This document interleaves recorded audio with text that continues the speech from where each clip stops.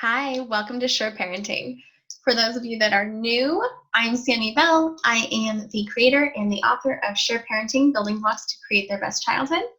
And I am a mentor for parents who are trying to parent differently than they were parented, perhaps, or who are just dealing with some big triggers that they would really like to eliminate. And the goal here is to live in self-honor, respect the unique child in front of you, the unique parent that you are, and to come at every situation with a foundation of respect and empathy. So today's topic has to do with a comment that I get a lot when I'm talking to particularly moms, and that is, I've read all the books. I've read tons of books. It doesn't work. It doesn't help me. It doesn't change anything. I just read and read and read, and nothing really happens in my actual family. So first off, you're not alone. That is super common to hear, and there are some reasons why, and it's not because there's something wrong with you. So that's what we're going to talk about today. There are 5 big reasons why you can read book after book and still not see the changes that you really want to in your family. So the first reason is that reading itself typically puts you into a very restful state.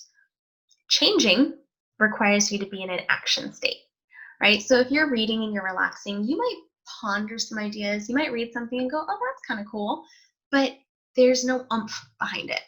So you read the book, you finish the book, and then you have a completely separate box for doing things like, all of the household things that you're doing, your job that you might be doing, homeschooling you might be doing, whatever that looks like for you. And they aren't connected. There's not a bridge between the two. And this is true for a lot of people who try to learn any subject just from books. There's obviously a way around that because some people can learn from books and implement tons of stuff, right? So the main way to get around that is to be aware of it and to then do something. When you read something that you really like, close your book, stand up, and go do it. Even if that just means going and writing a note and putting it on your mirror so that you remember tomorrow to do it. Because obviously certain things that you might read aren't going to be applicable right in that second. But do something. Put yourself into an action state so that you can use that tool later. So that's really a big way around it. The other way around it is to have somebody else, like a mentor, who can be your accountability, who can push you to actually take the action steps to make changes happen. So that's why my job exists.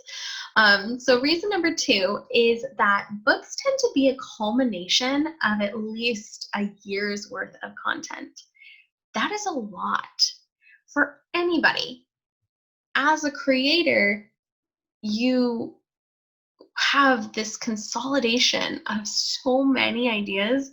There's no way to take that book and then just apply it blanketly across everything, every scenario, every situation all at once. That's not really ideal. And I think a lot of books are kind of written in that way where, you're going to change everything, you're going to change your approach, and here's all the information you need, but it just is a huge bite to chew, right? Have you ever heard the phrase, how do you eat an elephant one bite at a time?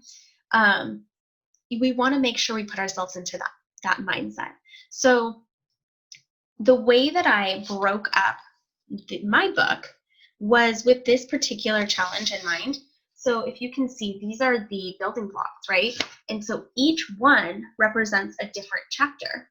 And you can read one chapter, focus on that particular building block, and your family will start to change. Even if you haven't read any of the rest of the book, you can focus on one thing at a time. That's kind of the point of having it broken out that way so that it's not so overwhelming. So you can take one bite at a time. And I find that that is more effective. And what are you supposed to do if the book isn't written that way? Do it yourself. Like I said in the first part, if you read something that strikes you, close your book, implement it. Come back to your book later. The book will be there. The writing will be there. That's the beauty of books. they endure, right? And so you have to kind of create those breaking points for yourself if they're not already in that book. The way that I like to do that for myself is I'll kind of have a stopping point after each chapter, but it can be anything for you. It could be each section. It could just be when something really seems interesting to you. Give yourself those breaking points though. A lot of us have lofty reading goals, and that's fantastic. And also, if we're reading to really create change, we need to make sure we're planning in those breaking points as well. So reason number 3 is that people struggle to implement, that they read all the books and they don't see the changes, is that they might be an obliger or a rebel. So those two terms come from a researcher named Gretchen Rubin, and she has a ton of great information about 4 tendencies. We won't get into all of them here, but for an obliger, you really struggle with inner decisions, inner habits. So when inner expectations, that's her word. When you want to do something, but you don't have an outside accountability, you will struggle. It's just part of your makeup. That's who you are. That's how your brain works. And the great thing is, the way to fix that, or the way to work around that, is to get outside accountability. Mentors are outside accountability. The majority of people are obligers. This is, again, why I have a job. But it can be anything. It can be writing a date on your calendar and circling it. Today in my free Facebook group, Empowering Moms to Uplift Kids, I saw a mom say that she puts a check mark on her calendar each month to remind her to really hone in on her child's love language that day. What a great way to have outer accountability for something that really means a lot to you, that you want to do. So using a calendar, a scheduling app, talking to a friend who has similar goals and agreeing to check in on every Tuesday or something like that. Oftentimes accountability with your partner doesn't work very well because they're too close. They become almost an inner expectation, but it could. So you kind of have to fish that out for yourself and see, is it working for you or is it not? And if it's not, then broaden your circle. Find somebody else to be your accountability. The rebel is the other one that can struggle with this particular piece.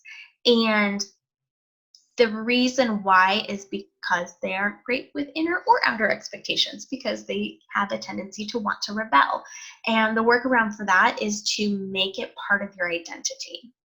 So if you identify as a S.U.R.E parent, and you believe in the building blocks of S.U.R.E parenting, and you want to have that self-honoring, unique, respectful, empathic home, you identify as a S.U.R.E parent.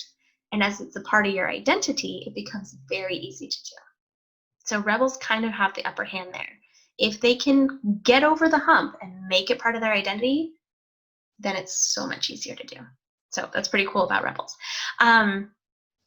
The 4th reason that people struggle with this is there's too many voices. They end up putting themselves into a place of feeling unsure because they read so many books and there is little conflict areas between them that they get overwhelmed. They don't know where to turn. They don't know who to trust. They don't know what they believe. And everything starts making them question themselves and their worth and their value as a mother. In my work, I focus very intently on uplifting moms too, and parents in general, to make sure that they feel sure about their parenting. Because ultimately, these are your kids. They chose you, nobody else. So you have to be able to make the decisions that work for your family, that you believe in, no matter what the book says. And it takes work to get to that level of confidence, which is why confidence is one of the building blocks of S.U.R.E parenting. And the point is to give you sort of a North Star, right? What makes you feel sure? What can you live up to? What makes you feel confident in these many, many, many parenting choices that you're going to make? And if something doesn't align with that, it doesn't mean that that something is right. It might be right for some other family, but it might not be right for your family. And I teach moms how to make that assessment and to confidently own their decision. I choose to have my kids have a set bedtime. That works best for my family. Are there gentle parents who don't find any value in that and they really want to respect their kids' autonomy and let them choose their own time when they feel sleepy? Absolutely. Does that work for my family? No way. I get to make those choices, and so do you. Um, when you are feeling overwhelmed like that, narrow it down. Pick one. Pick one and stick with it.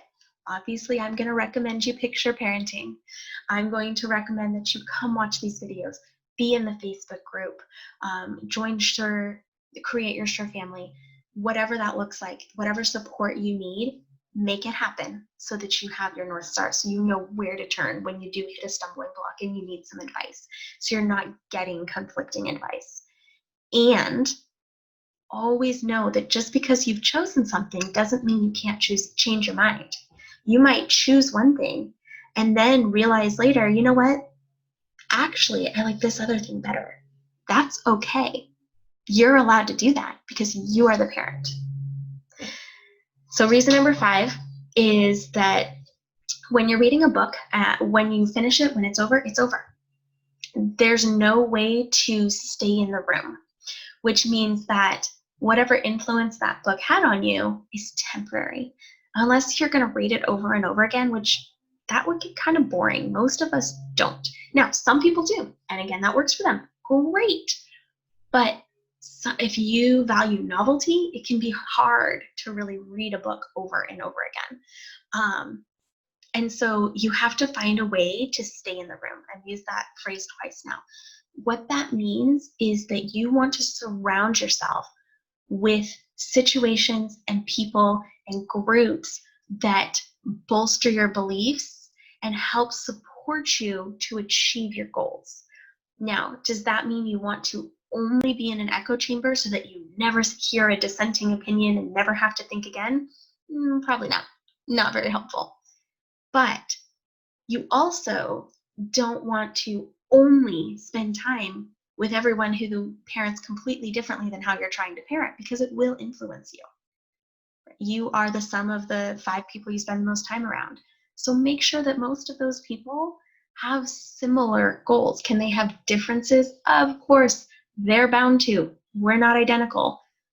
And do they have similar goals? Are they going to understand when you are helping your child learn how to take turns instead of screaming at them that they just need to give it up and share right now? Are they going to understand when your kid is melting down and you're giving them space to work through their feelings, or are they going to tell you you need to whack him? You have to put yourself into situations that keep your mindset focused on your goals. So for all 5 of these, I created a one-stop shop solution, and that is called Create Your S.U.R.E Family. And it's a membership group where we are literally designing step by step your unique S.U.R.E family. And a huge focus is to eliminate your triggers. So there is a tool that I created that has multiple steps, and you pick one trigger at a time and you work through it. Even if you only have 5 minutes a day, you can do that. You can print that tool out and take it around with you, put it on your fridge, put it on your bathroom mirror, whatever you need to do, and you can do something. You can be in that action phase where you are actually creating change. You can show up to weekly Q&As so that you are in the room. You're reminded of your goals. You're supported and encouraged. You're given other perspectives. You are given ideas. That's the point. You find a place where the people around you want you to achieve your goals. They want you to create that S.U.R.E family. That is the community that I've created. And it's $20 a month. Super reasonably priced for anybody to get the help that they need, that extra outside accountability, that push, that support, that hug. Sometimes we just need that. We need to know that we're not alone in this struggle. And it's a safe place for that kind of work. The messy work, the kind that we don't like to talk about openly because there's a lot of shame there. That is why Create Your S.U.R.E family exists. The S.U.R.E family is meant to support the moms and dads who are really working to undo the old stories that are circling in their brains, to overcome the triggers that they've had for years. It is the place where we get to do that, whether you have 5 minutes or you have many hours. Either way, it can work for you. It's also not meant to trap you. It's not about me. It's about you and what you need. So if you need 1 month and you come and you get what you need and you leave, great. If you need 5 years and you come and you're there every single day, every single week, every single month for 5 years, awesome. It's there for you for what you need it for. It's completely customizable to your life and your kids and your situation.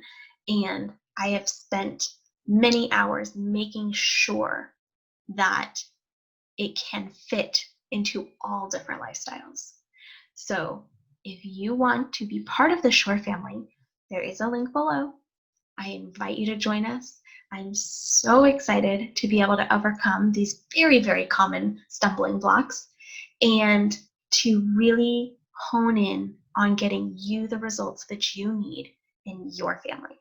So thank you so much for watching and being here. If you have any questions, always go ahead and comment them below. I see them, I answer them, and I look forward to discussing whether S.U.R.E family is a right fit for you. And if it's not, then helping you find what is. Maybe it is a different resource. A mom I was talking to the other day, she needed Big Life Journal for a growth mindset with her and her kiddo. That's what she needed. So that's the tool I gave her.